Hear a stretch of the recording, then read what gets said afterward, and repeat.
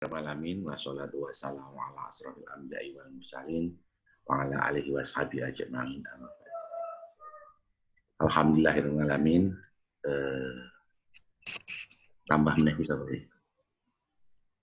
Yang terhormat Ustadz Agus Triharjo Purnomo yang kami muliakan. Tidak lupa teman-teman Ngadem Hati dan teman-teman dan anak-anak santri Ngadem Hati yang kita cintai. Alhamdulillahirrahmanirrahim.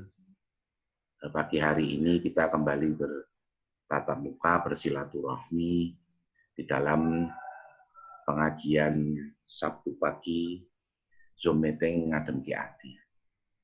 Alhamdulillah hari ini nanti yang akan memberikan tausiahnya adalah Ustadz Agus Triharjo Purnomo.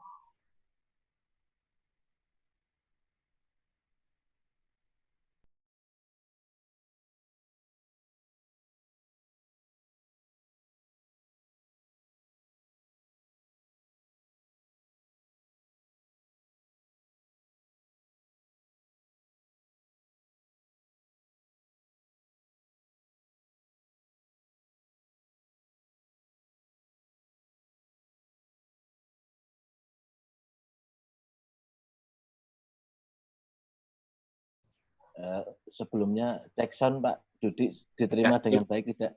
Bagus. Oh, iya. Bismillahirrahmanirrahim.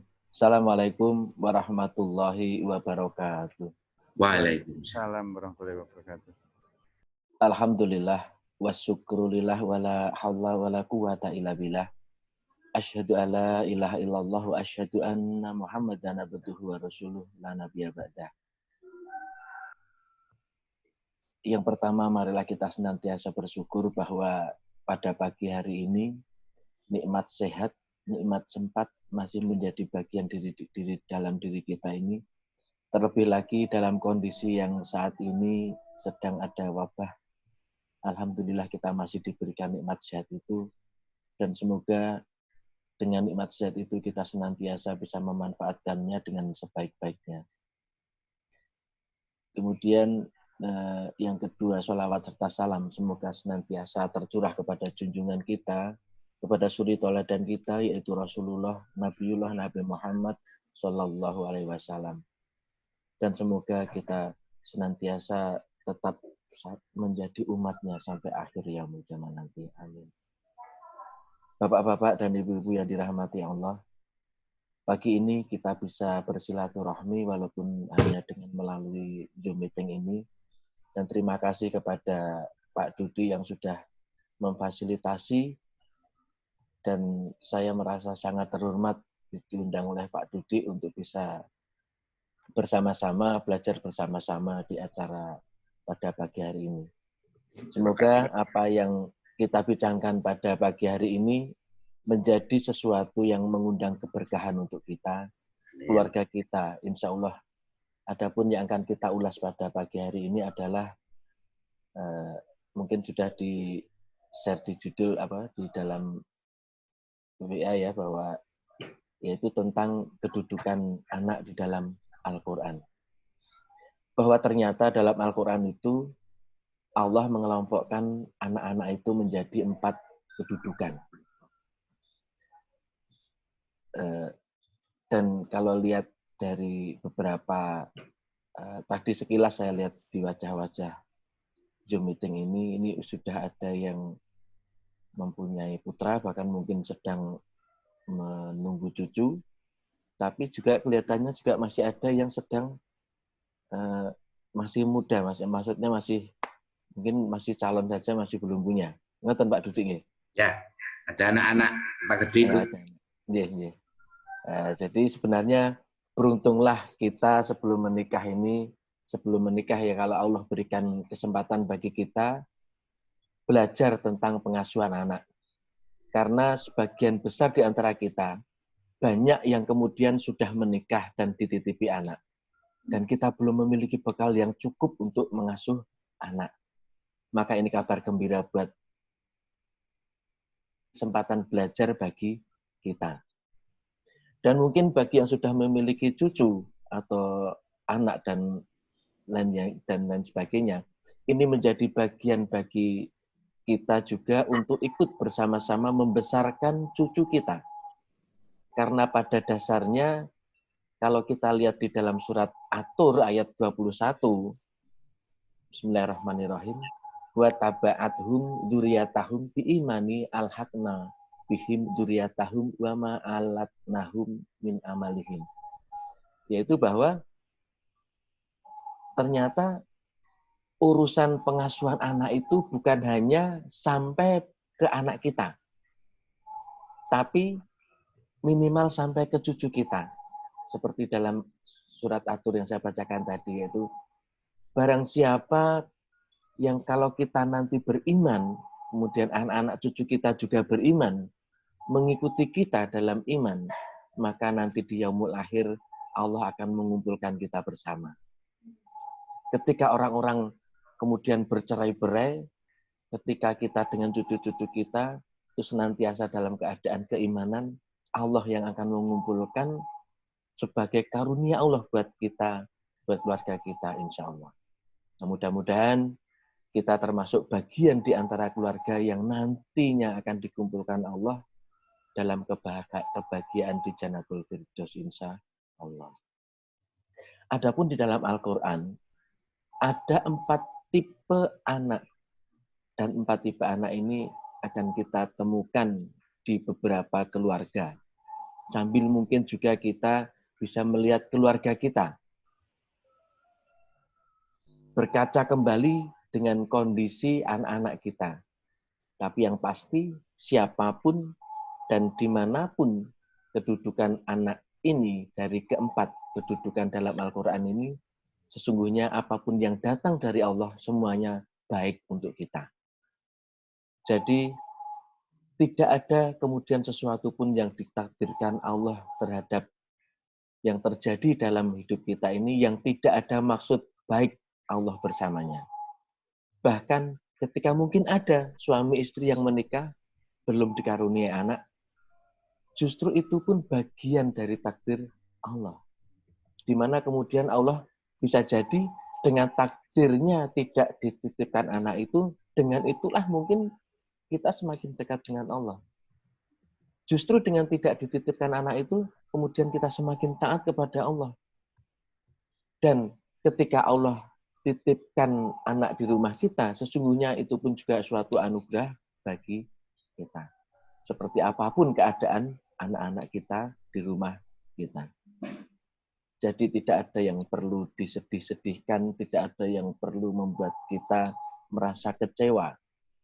Karena sesungguhnya seperti apapun anak kita, semuanya itu adalah anugerah dari Allah Subhanahu wa Ta'ala kepada kita. Apa itu kedudukan anak yang pertama? Nanti kita bisa temukan dalam surat Ali Imran ayat ke-14. A'udzubillahi minasyaitonirrajim. Bismillahirrahmanirrahim.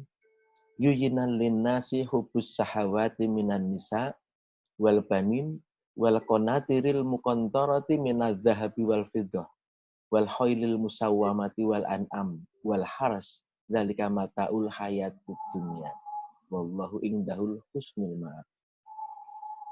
Di sana disebutkan anak ini sebagai perhiasan dan dijadikan indah pada pandangan manusia, kecintaan kepada apa yang diingini, yaitu wanita-wanita dan anak-anak, harta yang banyak dan dari jenis emas, perak, kuda pilihan, dan binatang-binatang ternak sawah dan ladang. Itulah kesenangan hidup di dunia, dan di sisi Allah lah tempat kembali yang baik, yaitu surga. Anak sebagai perhiasan. Ini kita bisa lihat, tidak sedikit orang tua yang kemudian memposisikan dan memang dititipi anak yang memang layak untuk dijadikan sebagai perhiasan. Apa guna perhiasan? Biasanya orang memakai perhiasan itu buat nopo? Ya, biasanya perhiasan itu digunakan ya untuk jadi yang kurang tampan kalau pakai perhiasan maka akan menjadi semakin tampan. Bagi yang kurang pede, maka perhiasan-perhiasan atau aksesoris-aksesoris itu digunakan biasanya untuk mengangkat penampilan. Jadi anak sebagai perhiasan itu, maka nanti kita akan banyak menemukan orang tua yang kemudian rela merendahkan dirinya, tetapi dia merasa bangga dan terangkat dengan kondisi anaknya. Inilah anak sebagai perhiasan. Contohnya gimana? Contohnya ngeten. Saya ini, walaupun memang mungkin hafalan saya itu tidak banyak, mungkin 3 juz 30 pun juga nggak hafal, tapi alhamdulillah, anak saya sekarang hafal juz 4. Anak saya hafal 15 juz, bahkan ada yang hafal 30 juz. Mengakui kelemahannya, tetapi menjadi sangat bangga dengan kondisi anaknya. Ada lagi yang bilang, biarpun bapaknya nggak ganteng, tapi lihat dong anaknya, keren. Kemudian memang anak saya sekolah nggak tinggi, saya sekolah tidak tinggi, bahkan SMP atau SMA pun mungkin saya nggak tamat. Tapi alhamdulillah, anak saya sekarang jadi juara. Dan sekarang pendidikannya sudah selesai sampai S2, bahkan S3.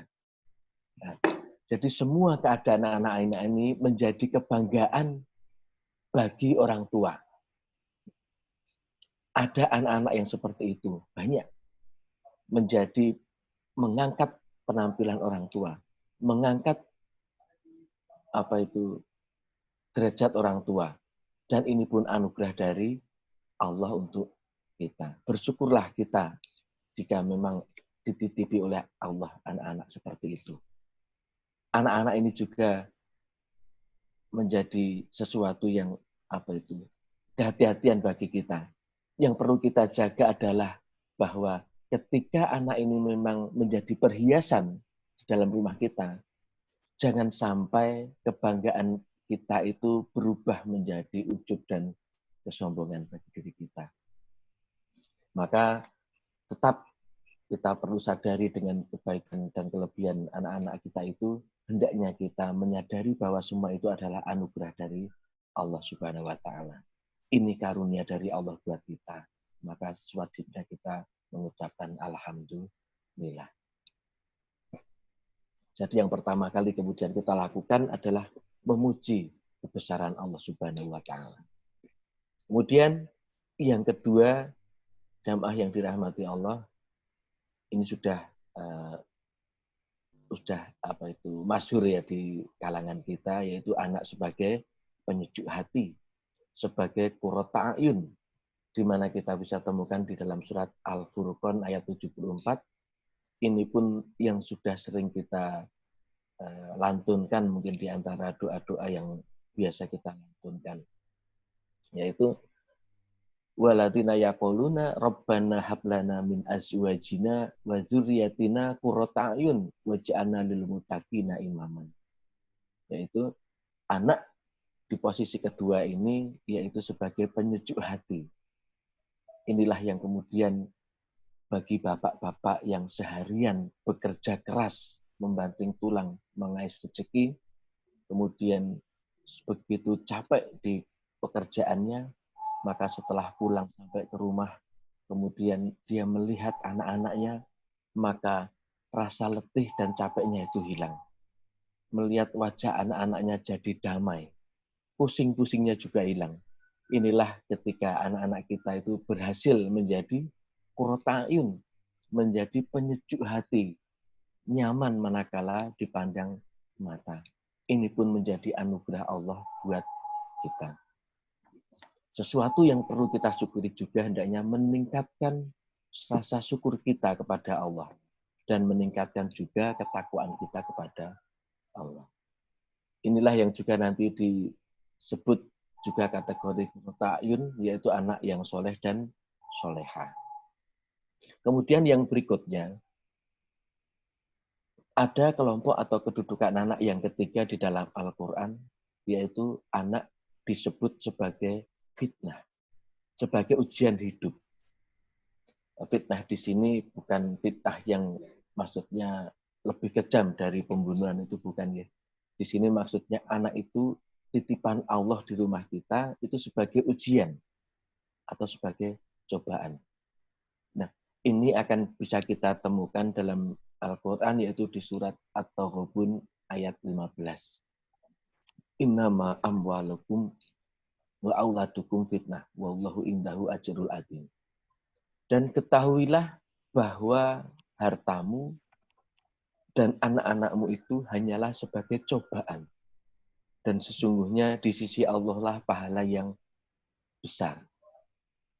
Jadi bapak-bapak dan ibu jamaah yang dirahmati Allah, ada orang tua yang kemudian dititipkan Allah dengan anak dengan kondisi sebagai ujian bagi mereka.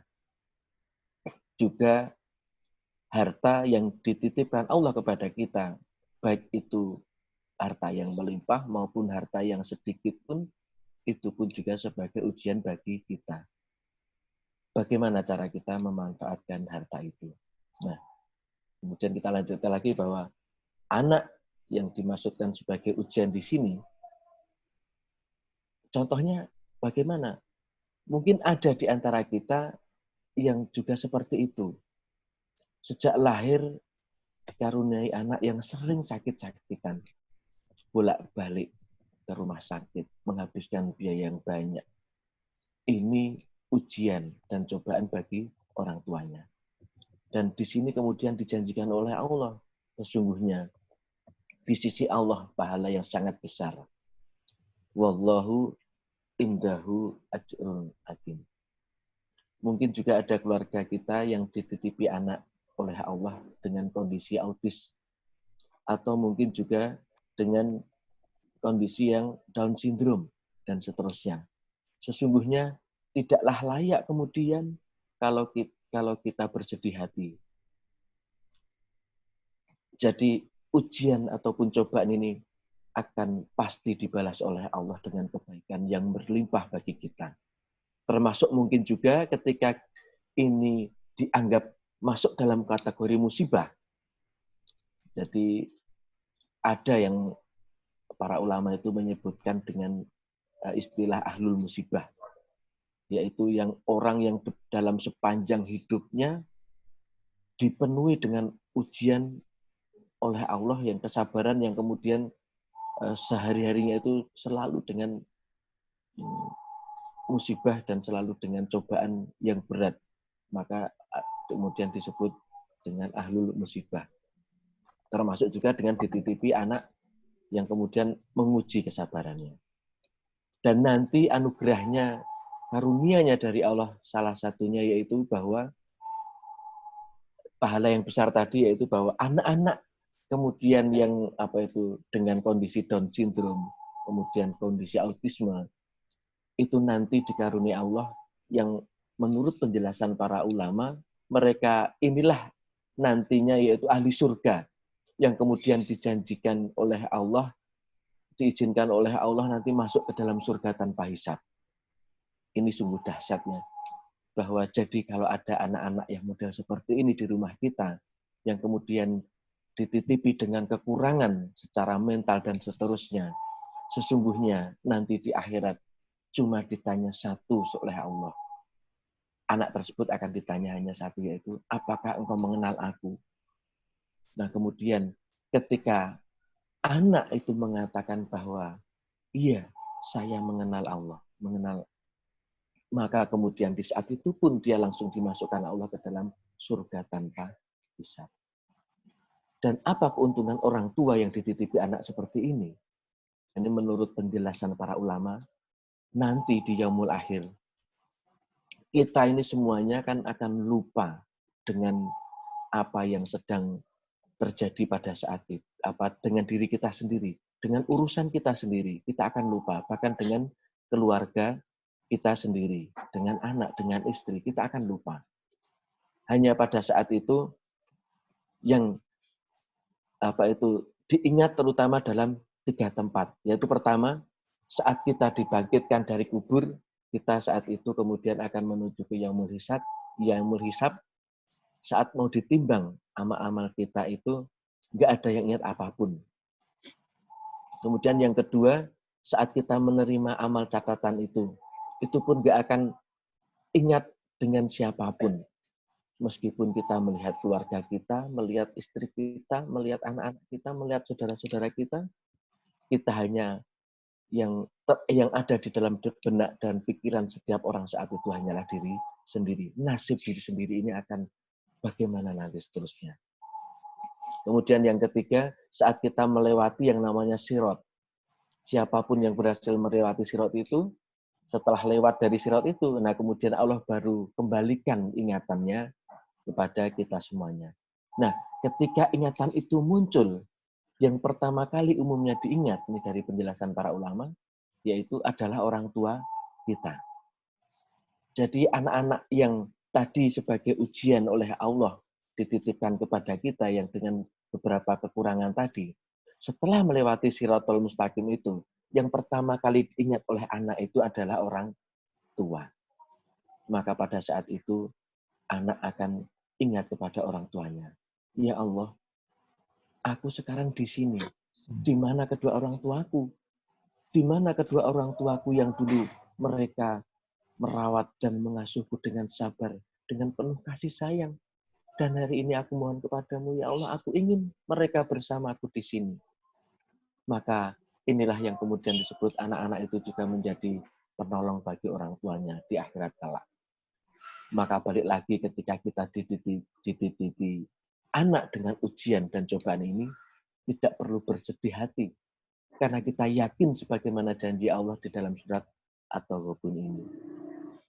Allah sudah siapkan balasan yang tidak terhingga bagi orang tua yang bersabar dengan kondisi anak sebagai ujian. Sebagaimana kita sampaikan di awal, seperti apapun kondisi anak kita, semuanya insya Allah dalam rangka Allah ingin sesuatu yang terbaik bagi kita. Mungkin kita bisa lebih takwa dan lebih taat kepada Allah Subhanahu wa Ta'ala. Dan kemudian kedudukan anak yang terakhir, ya, yang keempat, yaitu ad-duun, yaitu sebagai musuh. Di mana kita bisa temukan dalam surat At-Taghabun ayat 14. Hai orang-orang yang beriman, sesungguhnya di antara istri-istrimu dan anak-anakmu ada yang menjadi musuh bagimu. Maka berhati-hatilah kamu terhadap mereka jika kamu memaafkan, dan jika kamu memaafkan dan tidak memarahi serta mengampuni mereka, maka sesungguhnya Allah Maha Pengampun lagi Maha Penyayang. Jadi ternyata memang ada di Al-Quran itu kemudian Allah titipkan juga nih orang tua kepada orang tua, anak yang memang menjadi seperti musuh. Dikandani angel, dinasihati susah. Setiap hari orang tua bahkan selalu mengingatkan untuk selalu berbuat baik, tetapi anak tidak pernah selalu mengikuti kata-kata orang tua. Diingetin, jadi ada model-model yang seperti itu. Tapi diingatkan oleh Allah, kita itu kalau kita dititipkan dengan anak-anak yang model seperti itu, kata Allah, hati-hati. Dan ada pesannya di sana yang disampaikan sama Allah, yaitu bahwa jika kamu memaafkan dan tidak memarahi mereka, jadi kalau kita dititip seperti itu, anjurannya apa? Kita jangan memarahi dan jangan mau kita disuruh memaafkan dan kita disuruh untuk apa? Jangan marah. Contohnya, sinten, siapa yang sudah dititipi anak seperti ini? Al-Quran sudah memberikan contoh kepada kita, yaitu di dalam surat Hud, yaitu Nabi Nuh, yaitu tentang kisah Nabi Nuh. Di sana ceritanya panjang, bahwa Nabi Nuh itu dititipi anak itu sebagai musuh. Bahkan bukan anaknya saja, istrinya pun juga sebagai musuh. Padahal istri Nabi Nuh itu setelah Nabi Nuh diangkat menjadi nabi, istrinya diajak untuk taat kepada Allah itu nggak mau istrinya. Padahal saat mau menikah ya mereka kan saling mencintai. Tapi saat kemudian diajak taat kepada Allah, istrinya nggak mau. Apa yang terjadi? Yang terjadi dengan kisah Nabi Nuh tadi? Apakah Nabi Nuh terus memarahi anak-anaknya kemudian membenci? Tidak, tetapi Nabi Nuh justru terus mendakwainya. Bahkan anaknya pun ketika tidak taat kepada Allah dan tetap diajak pada saat itu dicontohkan, yaitu diajak dengan penuh kesabaran. Nah, hikmahnya apa? Hikmahnya adalah di sini kemudian bahwa Allah ingin menyampaikan kepada kita. Beda mungkin dengan kita pada saat ini kalau misalnya anak-anak kita atau istri kita yang tidak mau menurut kepada suaminya, pripun coret dari kakak umumnya. Tak culke saka kakakku nek ora gelem iki karo aku tapi tidak dengan Nabi Nuh. Karena apa? Nabi Nuh dengan kesabaran dan dengan ketaatan tetap ingin mengajak anak-anaknya dengan kesabaran. Nah, hikmahnya apa? Bahwa kemudian Allah sampaikan di sini kepada kita dari kisah Nabi Nuh itu, ketika dititipi istri dan anak yang menjadi musuh itu, yang dinilai oleh Allah itu bukan hasilnya, tapi kesungguhan kita, kesabaran kita, mengingatkan dan membimbing anak kita sekuat tenaga kita. Dan disitulah yang dinilai oleh Allah sebagai kebaikan bagi kita. Bukan hasilnya. Kalau hasilnya bagaimana hasilnya Nabi Nuh dengan istrinya? Ya mereka berpisah. Tetapi apa? Berpisahnya itu bukan karena dicerai, bukan karena dimarahi oleh Nabi Nuh. Tapi yang memisahkan mereka adalah karena pada saat itu, yaitu dengan turunnya hujan yang begitu lebat, sehingga air bah begitu banyak, maka Nabi Nuh yang sudah membuat kapal dan anaknya kemudian tetap diajak kepada Nabi Nuh, wahai anakku, mari anakku ikut dengan bapak. Istrinya juga diajak begitu. Tidak ayah, saya tidak mau ikut. Ini hanya hujan biasa, ini badai biasa, tidak akan terjadi apa-apa. Tidak anakku, ini adalah azab dari Allah. Azab sehingga kamu harus ikut aku anakku. Maka anaknya tetap tidak mau ikut. Maka yang terjadi adalah selanjutnya, maka anak dan istrinya hanyut dengan air bah yang begitu banyak. Nah, seperti contoh tadi, kita nggak boleh putus asa dan terus melakukan seperti apa yang dilakukan oleh Nabi Nuh, yang begitu luar biasa.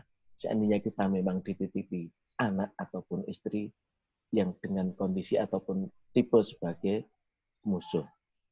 Kalau kita lihat di masa dakwahnya Nabi Nuh, dalam satu riwayat disebutkan ada yang menyatakan 1000 tahun kurang 50 masa dakwah, yang kurang lebih sekitar 950 tahun ya. Pengikut yang mau mengikuti Nabi Nuh itu hanya 80 orang. Bahkan ada satu riwayat lagi yang mengatakan hanya 40 orang.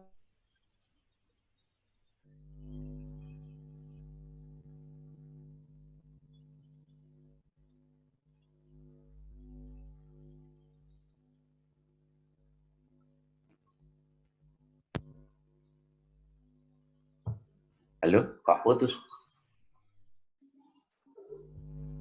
Halo, Pak Ustaz? Aku juga nggak dengar ya. Halo? Gambarnya macet deh. Sinyal mungkin itu. Yang dinilai oleh Allah adalah usaha kita. Sudah sambung lagi Pak Didik? Sudah bagus.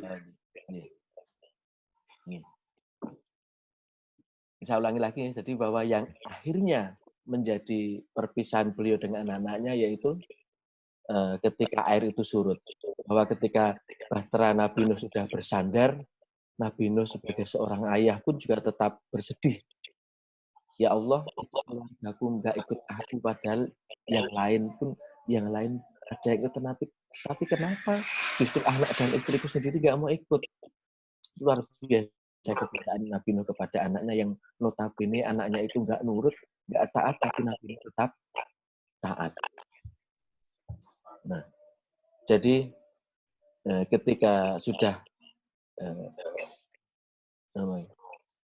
kita lihat di dalam surat Hud itu yang kemudian dijelaskan oleh Allah bahwa sesungguhnya mereka itu bukanlah keluar agama. Dijelaskan dalam Al-Quran begitu.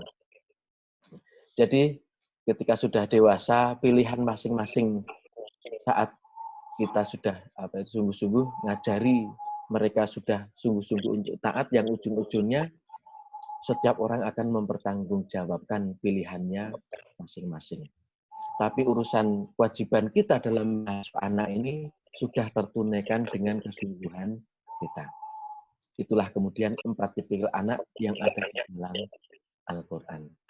Mau kayak gimana episode hari ini anak Allah menitipkan anak kepada kita perlu sadari bahwa semuanya adalah baik bagi kita. Mau tadi seperti bagaimanapun ya anaknya kondisi ataupun kedudukan anak kita di rumah tangga kita. Itu adalah sebagai cara Allah agar kita taat kepada Allah. Dan usaha kita untuk kemudian menjadi anak-anak ini menjadi anak yang soleh dan solehah, baiknya jangan berhenti. Kenapa?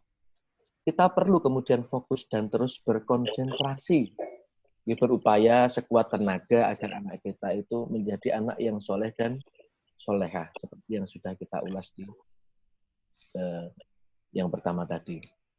Dan saya Pak Dudik, ya, bisa tak minum sebentar. Ya.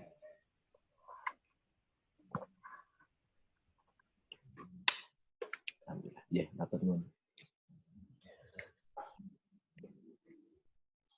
Jadi bahwa lanjutkan lagi bahwa kelak anak-anak kita ini ketika mereka sudah menjadi anak yang solehah dan solehah, soleh dan solehah, mereka diizinkan melewati sirat dan masuk ke dalam kebahagiaan dunia akhirat, mereka kemudian bisa menjadi penolong bagi orang tuanya. Mereka berhak untuk menjadi kemudian memanggil orang tuanya. Dan ketika anak-anak itu mencari orang tuanya dan disitulah kemudian Allah panggil dan kumpulkan kita, dan pada saat itu kita juga tidak tahu di mana posisi kita. Tapi kalau ada anak yang soleh dan soleh di antaranya satu saja, maka sudah cukup menjadi penolong bagi orang tuanya. Jadi minimal kita itu walaupun anak kita banyak, ya harapannya semuanya menjadi anak yang soleh dan solehah. Tapi kalaupun tidak bisa semuanya, ya minimal satu lah. Apa itu anak kita itu menjadi anak yang soleh dan solehah. Kemudian kenapa kita harus fokus untuk mendidik anak kita menjadi anak yang soleh dan solehah? Karena ternyata nggak semua doa anak kita itu dikabulkan oleh Allah Subhanahu wa Ta'ala. Ketika dia kemudian berdoa kepada orang tuanya, karena apa? Doanya ini nggih disarati. Syaratnya apa? Hanya doa anak yang soleh dan solehah yang terkabul, yang akan yang dikabulkan oleh Allah. Nah, kalau anaknya nggak soleh, gimana? Ya nggak bakalan terhubung. Di mana ini sangat jelas dan dimaksudkan dalam satu hadis, ya, yaitu kata Rasulullah SAW bahwa Rasulullah pernah bersabda bahwa ketika kita meninggal dunia, nanti akan terputus semua amal kita. Terputus apa kita, yaitu kecuali ilmu yang bermanfaat, sedekah jariyah, dan sama satu lagi yaitu doa anak yang soleh. Jadi kalau anaknya nggak soleh, misalnya dia habis berbuat maksiat, habis berbuat dosa besar, kemudian dia berdoa, Rabbi firli walidayya warhamhuma kama rabbayani shaghira. Tapi dia habis berbuat maksiat, habis berbuat dosa. Dari penjelasan ulama tentang hadis tadi, maka nggak nyampe doanya kalau anak yang seperti itu. Jadi kita membutuhkan anak yang soleh dan solehah. baru kemudian doanya itu nyampe kepada orang tuanya. Maka penting sekali bagi kita untuk berusaha sekuat tenaga agar anak kita menjadi anak yang soleh dan solehah. Sehingga doa mereka itu bermanfaat bagi kedua orang tuanya. Dan yang ketiga, kenapa kita begitu penting menjadikan anak kita menjadi soleh dan solehah ini? Ini ada sebuah riwayat ataupun hadis yang menceritakan begini. Suatu ketika saat Rasulullah bersama sahabat yaitu berkumpul, maka ada Rasulullah bertanya kepada sahabat. Sahabat itu, kalian tahukah di dunia ini ada orang yang mandul? Apa itu orang yang mandul? Maka ada sahabat Rasulullah yang menjawab, mandul itu ya Rasulullah yaitu orang yang tidak dikaruniai anak, orang tua yang tidak memiliki anak. Tetapi Rasulullah menjawab saat itu, bukan. Mandul di sini adalah orang tua yang dititipi anak, tetapi tidak ada satupun di antara anak itu yang menjadi anak yang soleh dan solehah. Jadi kita boleh kemudian saat dalam penguasaan anak kita, kemudian kita ngingetin kepada kita. Ada begitu pentingnya anak yang soleh dan soleha ini, maka kita dalam membina anak dan mengasuh anak ini dengan sungguh-sungguh. Jadi kadang-kadang kita suatu waktu perlu untuk mengingatkan kepada anak kita supaya anak kita ini bisa menjadi qurratu a'yun, yaitu anak yang menyejukkan mata, menyedapkan pandangan, dan menjadi yang solehah. Ini karena ternyata di dalam kitab Tarbiyatul Aulad bil Islam, kalau kita berbicara masalah pengasuhan anak, itu yang pertama kali yaitu adalah tentang dirinya sendiri. Maksudnya kita sebagai orang tua. Kalau kita ingin punya anak yang soleh dan solehah, PR yang pertama kita adalah menjadikan orang tua diri kita ini sendiri dulu yang menjadi soleh dan soleha. Baru setelah itu anaknya. Nah, seperti dalam surat Al-Furqan tadi ya, kita bilang pripun doanya Robbana hablana min azwajina wa dzurriyyatina qurrata a'yun. Ya Allah, karuniakanlah kami, hablana kepada kami dulu berarti ya. Baru min azwajina, baru kepada istri kita, wa dzurriyyatina, baru pada anak kita. Nah, jadi setelah kepada kita, maka kepada pasangan kita, kepada pasangan kita, baru setelah itu kepada anak-anak kita. Nah, yang terjadi selama ini adalah apa? Tidak sedikit orang tua itu yang sangat bersemangat mendoakan anak agar menjadi anak yang soleh dan solehah. Tapi dia lupa mendoakan dirinya sendiri. Banyak orang tua yang seperti ini. Coba kita introspeksi diri kita sendiri. Mendoakan anak, ya Allah jadikanlah anakku anak yang soleh dan soleha. Ya Allah jadikanlah anakku anak penghafal Quran.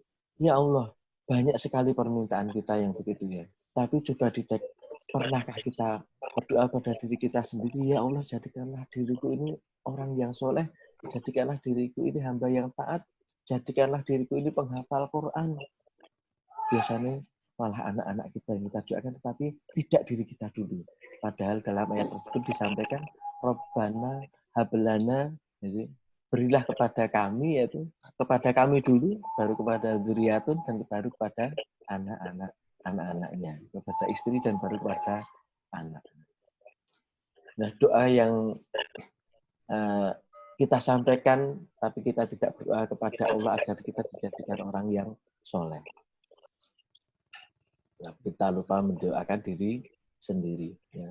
Semoga kita bisa menjadi lebih berhati-hati untuk mendidik anak ini. Ini di sisi lain bahwa anak nanti menjadi pencerminan terhadap situasi atau kondisi orang tua Jadi ketika orang tua itu memiliki hati yang tenang, maka kemudian akan tercermin kepada anak-anak kita. Jadi cara kita kemudian menjalani hidup ini, menjalani kehidupan sehari-hari ini, itu nanti secara tidak langsung akan dicontoh oleh anak-anak kita. Jadi ngeten, maksud saya ngeten. Kalau anak-anak kita mau, kalau misalnya ini diungkapkan dalam kata-kata, kira-kira ngeten. Ya, atau Bapak ngeten ya, Pak atau Pak, tolonglah tunjukkan kepadaku. Gimana sih kalau Papa itu dalam keadaan marah? Tunjukkan kepadaku, akan aku contoh. Atau, Pak, gimana Pak? Kalau Bapak itu dalam keadaan bingung, dalam keadaan kalut, itu apa yang Bapak lakukan? Nanti akan aku contoh. Gimana kalau Bapak itu dalam keadaan yang kesel, dalam keadaan yang capek, kemudian emosi? Seperti apa Bapak coba lakukan? Nanti akan aku contoh. Mirip seperti itu sebenarnya apa yang terjadi dalam kehidupan kita sehari-hari. Seolah-olah kalau mau disampaikan dalam kata-kata itu seperti itu anaknya. Maka apapun yang kita lakukan dalam sehari-hari itu akan menjadi contoh bagi anak kita. Maka penting bagi kita untuk kemudian memperbaiki perilaku kita. Agar kemudian anak-anak kita itu menjadi toladan yang baik. Nah, ini yang disebut dengan mewariskan keteladanan kepada anak kita. Nah, kemudian apa yang berikutnya yaitu memperbaiki hubungan kita kepada orang tua. Ini juga penting. Terutama yang masih muda-muda itu yang sering kita abaikan yaitu bahwa urusan kita sama orang tua kandung kita. Karena ternyata apa? Dari banyak riwayat itu digambarkan bahwa tidak ada kebajikan yang kemudian dibalas dengan cepat oleh Allah, yaitu selain kebajikan kepada kedua orang tua. Dan kemudian juga tidak ada balasan keburukan yang disegerakan oleh Allah tanpa menunggu hari kiamat, selain kemudian balasan keburukan, yaitu seorang anak kepada orang tuanya. Kita perlu hati-hati ya. Jadi kalau kita masih punya orang tua, termasuk hadis yang disampaikan oleh Rasulullah ya, satu hadis yaitu sungguh merugi yang diriwayatkan bahwa oleh Rasulullah bahwa sungguh merugi bahwa kecelakaan seseorang anak yang masih memiliki orang tua yang masih hidup tetapi dia tidak mendapatkan kebaikan dari keberadaan orang tuanya yang masih hidup itu. Nah, jadi sangat penting bagi kita untuk kemudian hari ini kita pengen anak-anak kita menjadi soleh dan solehah. Yang perlu kita cek adalah hubungan kita dengan orang tua kita. Bagaimana kemudian urusan kita sama orang tua kita? Nah, kita berbakti kepada orang tua kita. Nah, dalam urusan berbakti kepada orang tua ini ada sesuatu yang menarik ya. Dari penjelasan kalau anak-anak itu sejak lahir kemudian sampai dia berumah tangga pun itu kalau yang namanya anak laki-laki itu masih tetap menjadi milik orang tuanya, milik ibunya kalau anak laki-laki. Jadi baktinya itu kepada orang tuanya nggak berubah. Jadi sebagaimana nanti kita buka di dalam surat Luqman itu ya, bahwa yang pertama itu jangan melakukan syirik, dosa syirik kepada Allah yang pertama itu. Kemudian taat kepada Allah, kemudian yang kedua yaitu kepada orang tua. Dan di penjelasan kepada orang tua ini ya nomor satu yaitu ibu, baru ayah. Jadi urusan berbaktinya itu begitu ya. Jadi kepada Allah, kepada ibu, baru kepada ayah. Baru urutan ketiganya kepada pasangannya. Baru ke anak-anaknya. Itu kalau kita lihat urut-urutannya. Tapi beda dengan anak perempuan ya. Kalau anak perempuan itu kan sebelum dia menikah urutannya adalah Allah, ibu, dan ayah. Setelah dia menikah, maka urutannya akan berubah, yaitu suami dulu, baru ibu dan ayah. Nah, setelah menikah ya Allah, Kemudian setelah itu suami dulu, baru ibu, dan kemudian baru ayahnya. Jadi posisi anak perempuan ketika terjadi ijab kabul, maka jalan pintu surganya telah berpindah. Yang sebelumnya jalan pintu surganya itu kepada kedua orang tuanya, maka ketika dia sudah menikah, pintu surganya menjadi suaminya. Maka ketaatannya kepada suami itu, sampai kemudian mau ngapain aja harus izin kepada suami, itu sampai begitu. Sampai dalam satu kisah pernah diriwayatkan, ya ada seorang istri di zaman Rasulullah yang suaminya meninggal, tapi dia orang tuanya meninggal seorang istri ya, kemudian karena suaminya sedang pergi, dia diminta untuk ke tempat orang tuanya sampai dia tidak mau karena suaminya tidak di rumah dan suaminya berpesan jangan meninggalkan rumah. Saking taatnya, karena kenapa? Karena jalan surganya sudah pindah kepada suaminya. Ya. Jadi kalau misalnya ingin kita menjadi anak yang soleh dan soleha, yang perlu dilakukan adalah mensupport suaminya. Untuk istri tadi untuk supaya ingin menjadikan anaknya soleh dan soleh, paling jalan satu-satunya paling tidak yaitu salah satunya adalah dengan mensupport suaminya agar berbakti kepada orang tuanya. Nah, jangan sampai menjadi istri yang kemudian tidak ridho ketika suaminya berbakti kepada kedua orang tua kandungnya. Jangan sampai nanti kemudian malah suaminya ketika suatu saat itu curhat kepada istrinya, "Duh, Bu, gimana ya, Bu? Orang tuaku itu loh, Bu. Saya ini setua ini kok ya orang tuaku tuh masih kasar ngomong sama aku." Si istrinya malah justru ngompori. "Makanya sudah tak bilang tuh enggak usah ke tempat orang tuamu." Nah, itu maksudnya ngompor-ngompori. Padahal harusnya sebaliknya. Istri itu harus sebagai apa itu? Sebagai support untuk suami selalu berbakti kepada kedua orang tuanya. Sebagai salah satu jalan untuk mendidik anak yang soleh dan solehah. Justru jangan sampai malah mengompor-ngompori. Ya, karena banyak penelitian yang dilakukan dalam hal itu bahwa perilaku kita terhadap kedua orang kita akan dicontoh oleh anak kita besok. Besok anak kita akan memperlakukan kita itu, dia akan mencontoh kita bagaimana kita memperlakukan kepada orang tua kita pada saatnya nanti. Nah, kemudian yang berikutnya untuk menjadikan anak yang soleh dan solehah yaitu adalah dari makanan. Yaitu makanan yang kita berikan kepada anak-anak kita. Makanan yang halal, itu tanggung jawab kita kalau ingin kita anak menjadi anak yang soleh dan solehah. Kita perlu pastikan bahwa apa yang kita pulang ke rumah, yang kita bawa rezekinya itu adalah rezeki yang halal. Kenapa? Karena makanan itu juga berpengaruh terhadap perilaku kita. Makanan yang halal dan thayyibah itu memudahkan kita untuk beribadah. Kalau dari penjelasan para beberapa ulama, kalau kita terasa badan ini kok rasanya angel banget untuk beribadah, angel banget kok tinggal sujud angel, bangun malam kok rasanya susah, tinggal sedekah kok rasanya abot banget. Nah, itu mungkin ada yang perlu kita cek dari makanan kita. Yang mungkin halal tapi kadang thayyibnya masih kurang. Jadi perlu yang halal dan thayyib. Ya. Jadi bapak-bapak dan jamaah yang disampaikan, pendengar pada pagi hari ini, jadi itu yang saya sampaikan, 4 kedudukan anak di dalam Al-Quran, dan juga cara kita untuk mendidik anak yang soleh di rumah kita, upaya kita. Jadi kita jangan lupa bahwa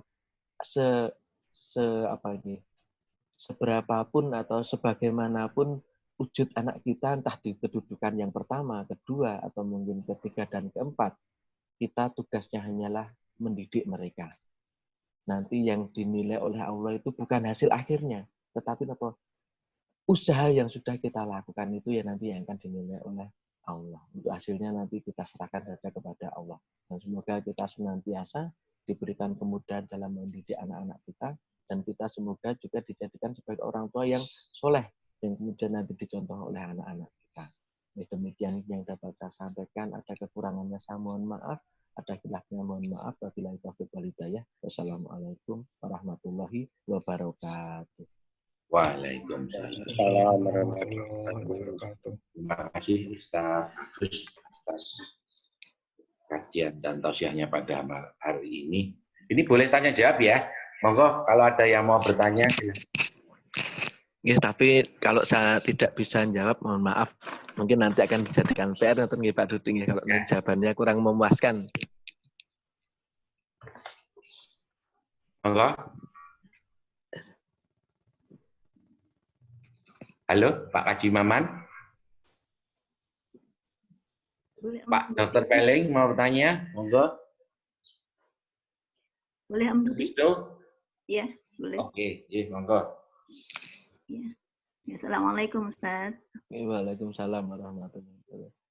Ya, Ustaz, kita melihat kembali ya orang tua kita mendidik kita, kemudian kita mendidik anak-anak kita, kemudian kita mempersiapkan anak kita untuk berkeluarga ya Ustaz ya. Karena kita kan usia-usia ini sekarang usia anak-anak kita sudah mulai mau berkeluarga ya Ustaz ya. Iya. Kalau dulu zaman orang tua kita tuh banyak membiarkan anak itu mencari identitas diri sendiri ya Ustaz ya, khususnya dalam agama. Kebanyakan tuh saya lihat tuh orang tua rata-rata di atas, orang tua satu angkatan di atas kita tuh begitu Ustaz ya. Kemudian harapannya kan kita ini sebagai orang tua juga tidak sama ya.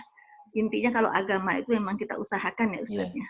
Kalau saya melihat itu zaman-zaman kita saat ini nih sebagai orang tua, ini pas kebetulan pas qadarullahnya saya memang basicnya pendidik Ustaz. Saya melihat orang tua tuh banyak yang di rumah tuh nggak ngerti apa yang diajarkan untuk anak-anaknya ya Ustaz ya. Karena dalam kondisi COVID gini kan senang tuh kalau sekolah dimasukkan. Nah, dalam kasus-kasus begini nih, ketika sekolah masuk lagi senang karena emang beban di rumah untuk mendidik anak kan jadi ringan itu ya. Itu harapan saya tuh generasi itu berubah gitu loh Ustaz. Nah, saya yang menjadi pikiran saya ini anak-anak kita nanti ini. Kita kan sudah berikhtiar Ustaz ya. Berdoa juga sudah, tapi kemudian karena Ustaz kan di KUA ya Ustaz ya. Itu kalau di negara kita itu ada nggak semacam training pelatihan pranikah gitu Ustaz ya, sehingga anak-anak kita tuh tahu nikah itu tuh bukan karena cinta sama cinta, tapi ngerti apa yang mau dilakukan ke depan untuk keturunannya gitu ya Ustaz ya. Iya. Itu pertanyaan besar saya yang pertama. Di samping mungkin itu ikhtiar anak kita ya, harapan kan ikhtiar anak kita ya Ustaz ya, anak kita yang mencari ilmu sehingga dia tahu saya berkeluarga tuh untuk apa gitu kan ya Ustaz ya, harapannya. Nah, itu pertanyaan pertama. Terus pertanyaan yang kedua tuh, doa-doa apa saja yang bisa kita panjatkan untuk menghasilkan anak-anak yang soleh dan solehat, Ustaz. Syukuran Ustaz, gitu aja.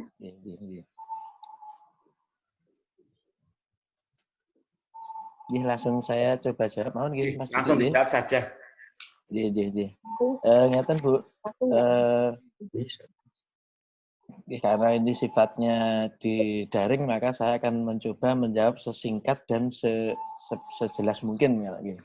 Ngeten, training untuk pranikah itu kalau kita biasa menyebutnya dengan BP4, Bu, bimbingan penyuluhan bagi calon pengantin itu ada, yaitu namanya BP4. Jadi sebelum mereka nikah itu harus melalui tahap BP4, bimbingan penyuluhan itu.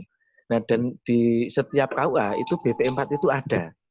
Dan biasanya BP4 itu dari unsur tokoh-tokoh masyarakat yang sesepuh masyarakat yang memang sudah dianggap mampu untuk memberikan wejangan-wejangan kepada calon pengantin. Itu biasanya harus melalui itu dulu. Ya, cuman memang kelemahannya di Indonesia ini atau di beberapa tempat di Indonesia ini masih BP4 itu hanya sebatas kayak formalitas. Karena kalau kita lihat di negara lain, itu ada yang untuk sebelum nikah itu dia harus melakukan semacam diklat. Bahkan sampai berminggu-minggu untuk menjelang pernikahan itu. Nah, ini saya mendengar berita bahwa untuk Indonesia ini juga baru mau akan mengarah ke sana. Tetapi yang selama ini, yang saat ini baru dilakukan itu sekitar kita berupaya baru sampai antara 1 sampai 2 hari Bu untuk acara training pranikah itu di sekarang. Kalau di Kota Gede insya Allah besok tanggal 4 dan 5 itu ada binwin, istilahnya bimbingan perkawinan itu yaitu bimbingan perkawinan yaitu pembekalan kepada calon pengantin. Nanti akan dikumpulkan bareng di KUA, kita panggilkan orang-orang yang memang berkompeten di bidangnya untuk membimbing mereka yang akan melakukan pernikahan.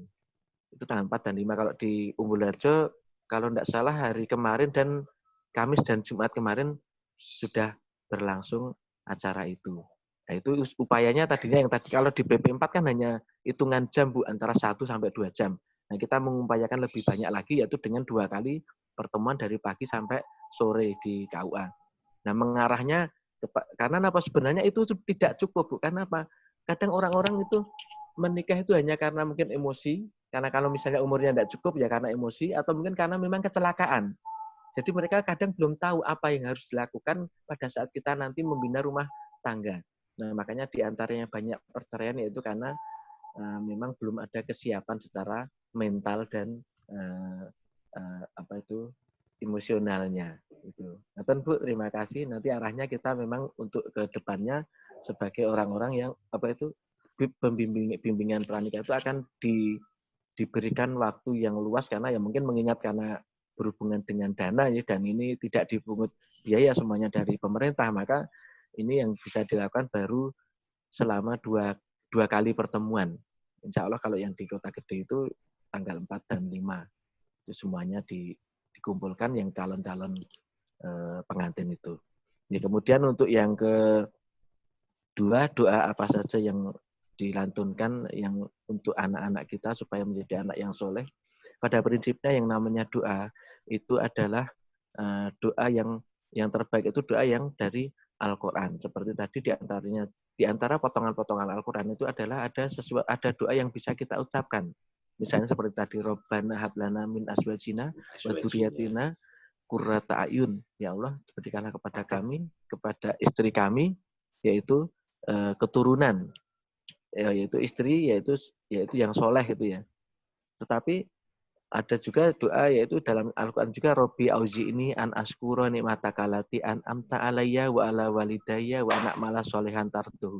Ya Allah, doa berikanlah kepada aku, kepada keturunanku, anak-anak yang soleh. Dan nanti dia juga tetap menjadi imannya kepada Allah. Atau kalau tidak kita mungkin ada doa yang lain, ada doa yang memang harus kita doa dengan bahasa kita. Setelah kita mendoakan dengan ayat-ayat tadi, kok kita rasanya ada sesuatu yang ingin kita mintakan kepada Allah, kita doa dengan bahasa kita sendiri. Misalnya, ya Allah, jadikanlah anak saya itu anak yang mengerti tentang agama. Ya Allah, jadikanlah anak saya anak yang bisa menjalani agama ini dengan baik dan benar. Anak saya menjadi anak yang berbakti kepada orang tua. Anak saya anak yang bisa mengerti keadaan sekelilingnya. Anak saya bisa menjadi anak yang baik. Jadi prinsipnya doa itu apa yang kita inginkan saja, Bu. Dan kalau dari Al-Quran itu tadi, Rabbana hablana, kemudian Robbi auzi'ni an askura nikmataka lati an'amta alayya. Dalam surat apa itu lupa itu. Itu ada dalam Al-Quran juga. Ngerti Bu Wisnu? Matur Ustaz. Iya. Tanya Ustadz, ada yang titip ini. Oh, iya. Pertanyaannya, saat ini saya dalam posisi sebagai orang tua yang punya anak dan juga sebagai anak yang masih punya orang tua. Iya. Kewajiban yang mana yang harus saya dahulukan atau diutamakan? Pertanyaannya begitu. Iya, itu yang bertanya ibu atau bapak nih? Bapak, Om Sugeng. Oh, okay. Kalau bapak itu orang tua kemudian baru keluarga. Orang tua dulu ya? Iya, karena dia sebagai bapak. Tapi kalau dia yang bertanya ibu, maka dia ke suami dulu.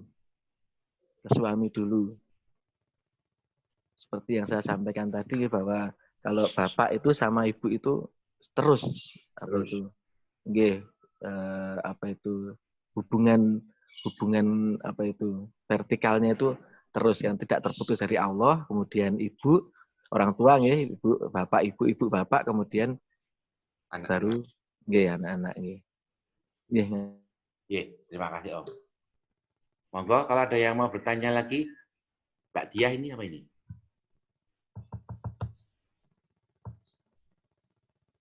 Ini ada lagi. Apakah bakti anak laki-laki hanya pada ibu dan ayahnya saja? Bagaimana dengan ibu dan ayah mertua? Kok sepertinya nggak pernah disinggung. Itu Ustaz. Ini dari Mbak Diah.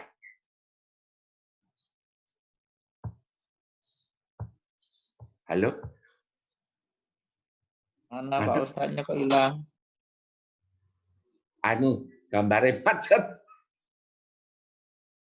Saya kira gabung. Sinyalnya itu.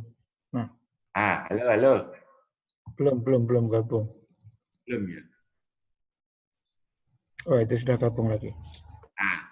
Halo, sudah nyaut? Iya, tadi sempat terputus. Ya, pertanyaannya saya ulangi ya. Apakah bakti anak laki-laki hanya pada ibu dan bapaknya saja? Bagaimana dengan bapak dan ibu mertua? Begitu. Kalau bapak dan ibu mertua itu sama dengan orang tua kita. Jadi bapak anak, misalnya saya laki-laki, saya berbakti kepada bapak ibu saya dan kepada bapak ibu mertua saya kalau masih hidup. Karena apa? Pernikahan itu kan, nikah itu kan saya tidak hanya nikah dengan istri saya, maka saya harus menganggap orang tua istri saya itu ya orang tua saya. Saya berbakti kepada ibu istri saya itu ya sebagaimana saya berbakti kepada orang tua saya. Maka kita akan menjaga baik betul-betul hubungan dan kehati-hatian kita dalam urusan hal ini. Jadi nikah itu kan tidak hanya antara saya dan B, tetapi saya nikah dengan keluarga dia juga, orang tua dia juga, maka orang tua saya juga. Ngaten Mbak Dudi. Terima kasih. Gitu aja Mbak Dia. Monggo, kalau ada lagi. Saya boleh sedikit berkomentar, Ya. Om Dudi. Monggo. Matur nuwun. Assalamualaikum Pak Ustadz dan teman-teman semua. Sangat menarik memang selalu kalau bicara tentang anak, orang tua, keluarga, nggih Pak Ustadz. Saya pengen bertanya satu hal sebenarnya ke Pak Ustadz. Saya melihat memang kita sering, ini tergantung di keluarga ya Pak Ustadz ya. Bekal untuk bersiap ke dalam rumah tangga itu tidak sama. Seperti yang dibilang Bu Wisnu tadi, karena setiap keluarga berbeda-beda. Ada yang orang tuanya memang siap menjadi madrasah utama gitu. Tapi banyak juga orang tua yang lupa menganggap sekolah itu ya yang jadi madrasah utama. Akibatnya persiapan kita itu tidak sama ketika akan memasuki rumah tangga. Nah, sebenarnya KUA punya fungsi di situ nggih Pak Ustadz. Ini bagaimana untuk mengembangkan ini, karena memang kadang sering kita lihat banyak dari kita itu memang yang tidak siap gitu, belum paham kewajiban hak, apalagi zaman sekarang sudah banyak TV, film, bacaan yang medsos itu ya, kita malah belajarnya di situ, yang itu bukan nilai-nilai Islam. Nah, KUA apakah sudah membuat sesuatu yang lebih jauh lagi gitu untuk mempersiapkan keluarga-keluarga Muslim di masa depan? Karena pengalaman saya sendiri juga ketika mau menikah dulu nggak dapet gitu loh pelatihan atau apa gitu. Padahal kita lihat kalau dari teman kita yang Nasrani gitu ya, gereja itu punya program yang sangat itu Pak Ustadz, punya program yang sangat intensif ya untuk mempersiapkan pasangan-pasangan muda berkeluarga sampai 1 bulan gitu kan. Nah, kita di mana ada nggak untuk itu, karena ini memang sangat diperlukan untuk masa depan. Itu Pak Ustadz. Yang kedua ini mungkin sedikit komentar sedikit saja tentang kalau banyak pertanyaan mana yang didahulukan orang tua, anak, mertua dan lain-lain. Kalau saya diizinkan berkomentar, kadang sebenarnya untuk pengetahuan itu memang bagus, tapi kalau saya rasakan dalam sehari-hari semua itu sebenarnya berjalan bersama-sama, tidak perlu kita beda-bedakan ya Pak Ustadz.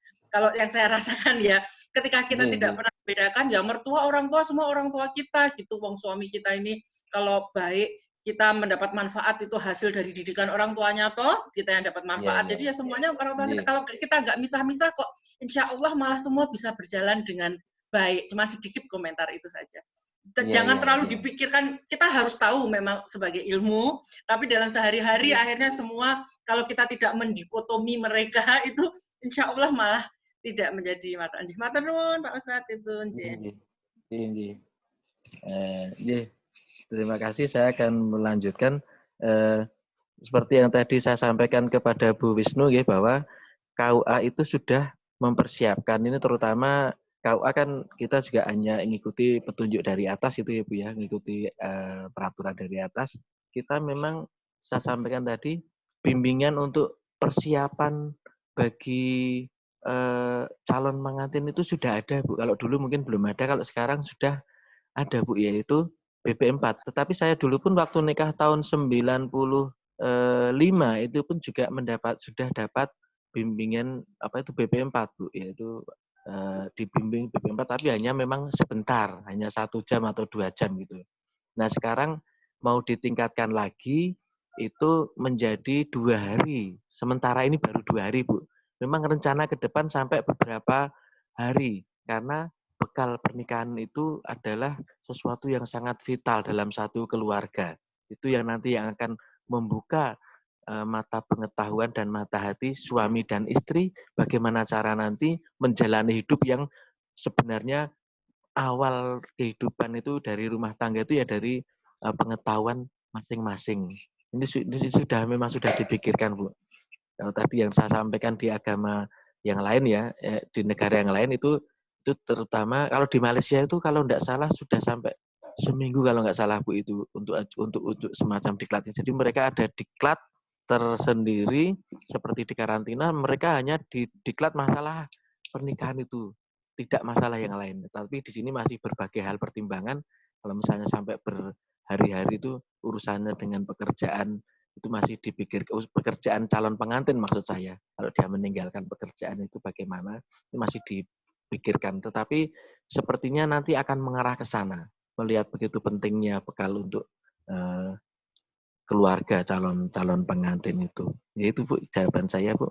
Seperti saya sampaikan tadi ya, di Kota Gede baru di Kemenak ini baru dua hari. Istilahnya kalau kita nyebut dengan istilah bimbingan perkawinan dari pagi sampai sore selama 2 hari.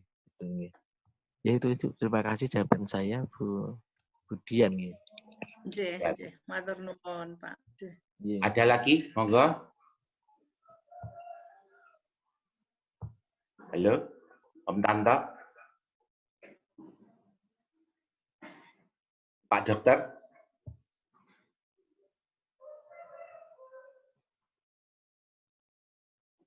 Halo, tidak ada? Mohon izin. Ya. Mau nanya dong. Iya, monggo Mbak Dewi. Warahmatullahi wabarakatuh. Agak kurang dekat, kecil. Ya. Assalamualaikum warahmatullahi wabarakatuh, Pak Ustadz. Waalaikumsalam warahmatullahi wabarakatuh. Mau nanya Pak Ustadz, kita kan sebagai orang tua wajib mendidik anak-anak kita sejak kecil. Nah, untuk anak yang belum balik itu kan sebenarnya belum ada dosa ya Pak Ustadz ya. Nah, terkadang itu ketika kita mendidik banyak toleransi yang kita berikan gitu. Ini kan masih kecil, belum balik ya, udah nggak apa-apa gitu. Nah, sebenarnya bagaimana sih Pak cara kita mendidik anak yang masih belum balik ini? Dan ketika misalnya mereka sudah melakukan kebaikan, apakah ada pahala yang kita dapatkan gitu? Misalnya kan kalau dosa kan belum tuh. Tapi kalau misalnya dia melakukan kebaikan, apakah ada pahala dan dia belum balik gitu? Apakah itu dihitung pahala atau bagaimana? Dan bagaimana cara kita untuk mendidik anak-anak yang belum balik ini, Pak Ustadz? Terima kasih. Wassalamualaikum warahmatullahi wabarakatuh. Waalaikumsalam. Ya, terima kasih ya sebelumnya Bu Dewi ya. Untuk anak-anak yang belum balik itu kita dapat pahala atau tidak, misalnya masalah apa itu kita sudah memberikan contoh kebaikan misalnya, kemudian anak kita melakukan, apakah yang dapat pahala misalnya kita atau anaknya Bu? Pahalanya tadi. Kitanya Pak. Anaknya juga. Kitanya juga. Anaknya. Dua-duanya. Ya. Karena kalau dia tidak melakukan itu kan juga dia belum berdosa gitu istilahnya gitu ya Pak. Iya. Jadi pada prinsipnya semua perbuatan yang kita lakukan itu pasti akan mendapatkan balasannya. Kalau perbuatan yang baik ya insya Allah balasan baik itu pasti akan ada. Kalau yang belum balik insya Allah nanti tetap balasan itu nanti yang mencatatkan Allah. Ini baik tidaknya anak itu kalau belum balik itu nanti kan Allah yang akan kalau saya sendiri tidak yakin akan menyatakan pasti diterima kebaikannya, karena apa? Kalau belum balik itu kan dia belum kena belum kena hukum ya Bu ya, belum balik. Selama belum balik lah Bu ya, selama belum balik memang yang namanya anak itu belum terkena hukum. Kecuali dia memang sudah balik. Ukuran balik orang kan beda-beda, ada yang usianya antara satu dengan yang lain berbeda-beda. Kemudian tadi yang pertama tadi pertanyaan cara mendidik anak bagaimana Bu? Ya, bagaimana cara kita mendidik anak yang belum balik ini Pak? Apakah kita paksakan mereka harus misalnya sholat tuh wajib, ya udah terus kita marah ketika mereka tidak sholat, atau kita pokoknya kamu harus begini begitu. Nah, bagaimana nih Pak Ustadz untuk anak-anak yang belum balik? Karena kan mereka tadi saya bilang belum ada dosa gitu ya Ustadz ya. Terus kadang-kadang kita kan suka ya sudah nggak apa-apa belum sholat karena belum ada dosanya kok.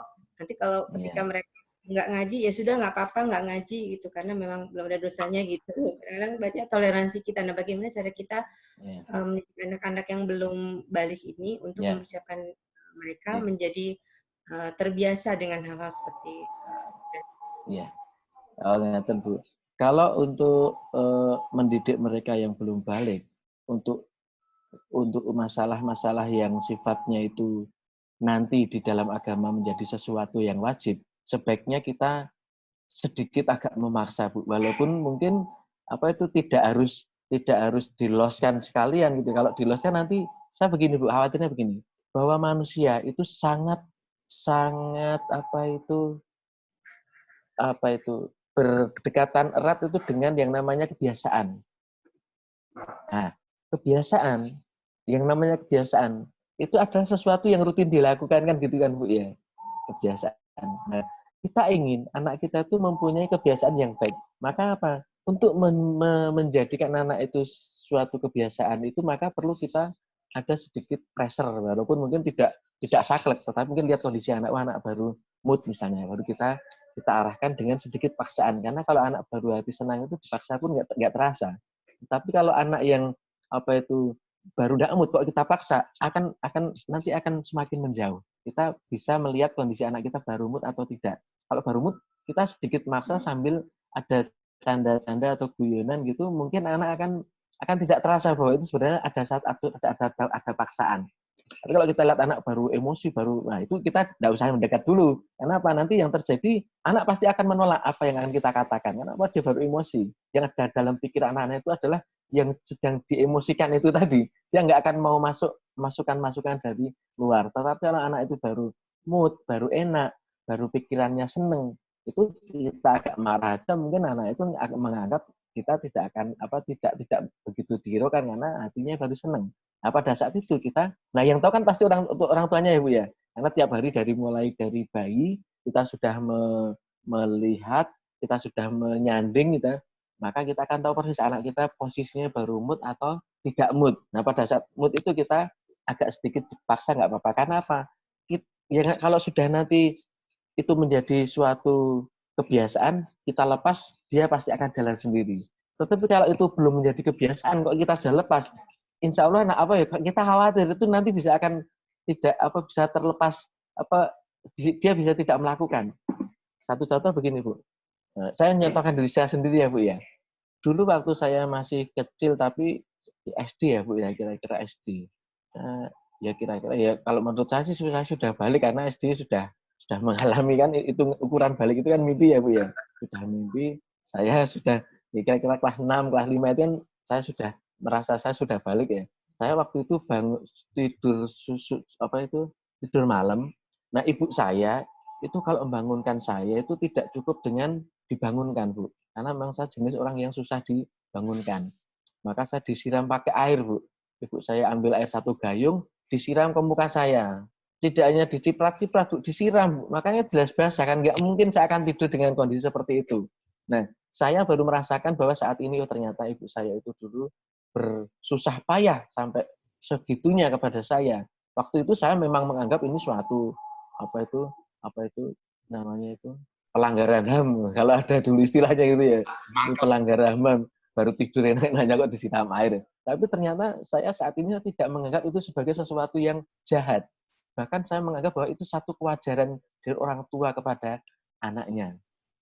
Jadi kalau kita mungkin saat ini tidak 3 sampai segitu ya, tapi paling tidak kita tetap kalau sesuatu yang nantinya akan menjadi wajib, maka kita sendiri harus mempunyai target bahwa anak kita ini menjadi satu kebiasaan. Nah, Kalau ini sudah arep kebiasaan, dipateni lepas, sing ning HP. pasti akan tetap jalan gitu, Bu. Kalau memang itu jadi kebiasaan. Yang untuk menjadi kebiasaan itu kita memang perlu sedikit tekanan. Tapi kita harus pas waktunya pada saat mengambil tekanan itu pada saat anak-anak yang baik. Itu saja, Bu. Itu tip ya dari saya ya. Berarti gayung bermanfaat ya. Nah, itu gayung ember gitu ciduk. Oke. Satu pertanyaan lagi. Om Minang, Om Pugo, war artakon war.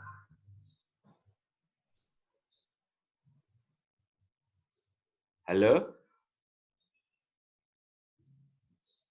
Oh, berarti sudah tidak ada, nggih.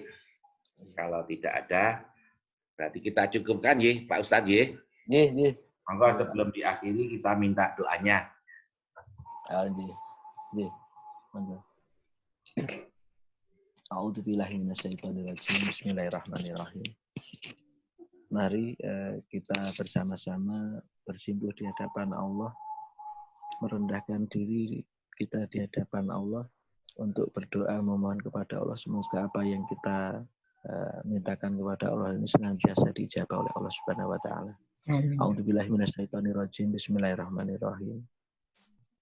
Hamdan syakirin, hamdan naimin, hamdan yuafi ni'amahu wa yukafi majidah. Ya Rabbana lakal hamdu kama yanbaghi li jalali wajhikal karimi wa adami sultanik. Rabbana hab lana min azwajina wa dzurriyyatina qurrata a'yun waj'alna lil muttaqina imama. Allahumma inna nas'aluka salamatan fid din wa afiyatan fil jasad wa barakatan fil rizqi wa ziyadatan fil ilmi wa taubatan qoblal maut wa rahmatan indal maut wa maghfiratan ba'dal maut. Allahumma hawin alaina fi saharatil maut wahtim lana husnul khatimah wahtim lana husnul khatimah wahtim lana husnul khatimah. Rabbi auzi'ni an askura nikmataka lati an amta alayya wa ala walidayya wa an a'mala sholihan tardahu wa aslih li fi dzurriyyati inni tubtu ilaika wa inni minal muslimin. Ya Allah yang Maha Pengasih lagi Maha Penyayang, dengarkanlah doa kami ya Allah dan kabulkanlah doa kami ya Allah. Ya Allah, jadikanlah kami hamba-hamba yang senantiasa mendekati dirimu ya Allah, senantiasa menjalankan perintahmu dan menjauhi laranganmu. Ya Allah, tunjukkanlah kepada kami bahwa yang benar-benar itu adalah hak dan benar, dan berilah kami kekuatan untuk menjalaninya. Dan tunjukkanlah kepada kami bahwa yang salah dan batil itu betul-betul salah, dan berilah kekuatan kami untuk selalu bisa menjauhinya. Ya Allah, jadikanlah kami anak-anak yang soleh, orang-orang yang soleh, orang-orang yang dekat kepadamu. Ya Allah, jadikanlah keturunan kami keturunan yang soleh, keturunan yang bisa mendoakan kedua orang tuanya. Ya Allah, berikanlah kami rezeki yang halal, rezeki yang thayyib, rezeki yang bermanfaat dan berkah untuk kami. Ya Allah yang Maha Pengasih lagi Maha Penyayang. Subhana rabbika rabbil izzati amma yasifun. Wassalamun alal mursalin walhamdulillahi rabbil alamin. Alhamdulillah. Terima kasih Pak Ustadz. Ya, sami-sami.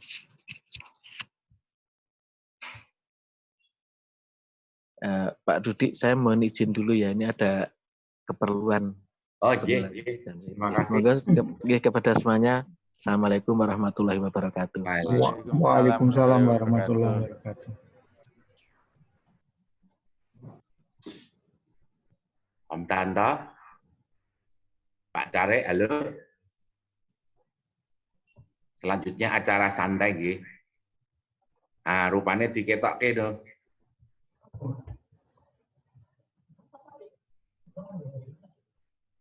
Mau tak rekam dah?